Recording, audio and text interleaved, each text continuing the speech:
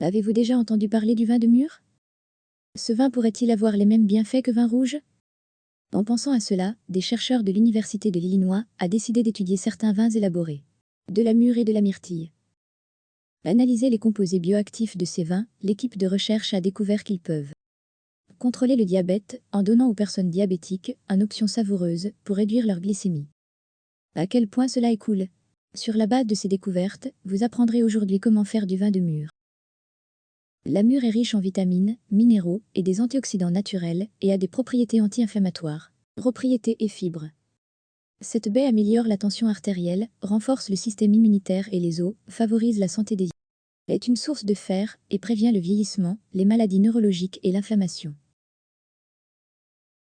Notez les ingrédients. 5,5 livres de mûre, 7 onces de sucre cristal, 2 onces de sucre pour la finition. Pour faire votre vin, commencez par rincer les mûres. Ensuite, mettez-les dans une bassine en plastique propre et écrasez-les avec une spatule en bois ou en silicone pour extraire les jus.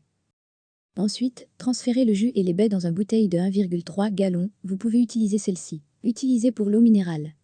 Si vous n'avez pas une grande bouteille, séparez le contenu, jus et mûre, en deux. Bouteille plus petite. Ajoutez le sucre, fermez la bouteille et agitez un peu si vous utilisez plus d'une bouteille. Divisez les 7 onces de sucre proportionnellement au nombre de bouteilles. Vous devrez laisser la bouteille ouverte, ce qui signifie que vous ne pouvez pas le sceller, il suffit de laisser s'échapper le gaz de fermentation. Vous devez avoir cette ouverture respirante pour éviter que la bouteille n'explose.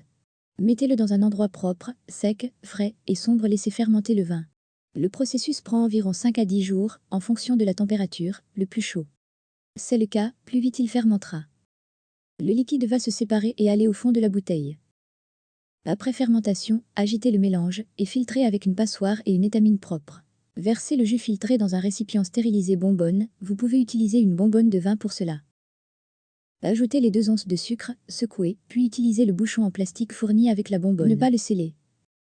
Il suffit de mettre le capuchon de manière à permettre au gaz de s'échapper et d'empêcher la bouteille d'exploser. Laissez fermenter pendant 30 à 40 jours et ne bougez que mettre en bouteille après fermentation. Il est important de noter que la fermentation annule le sucre, ce qui rend ce vin approprié pour consommation pour les personnes diabétiques. Transférez le vin dans un verre stérilisé, vous pourrez utiliser certaines bouteilles de vin et fermer avec le liège. Si vous le souhaitez, laissez-le vieillir pendant 6 mois pour une année. Buvez un verre une demi-heure avant votre déjeuner.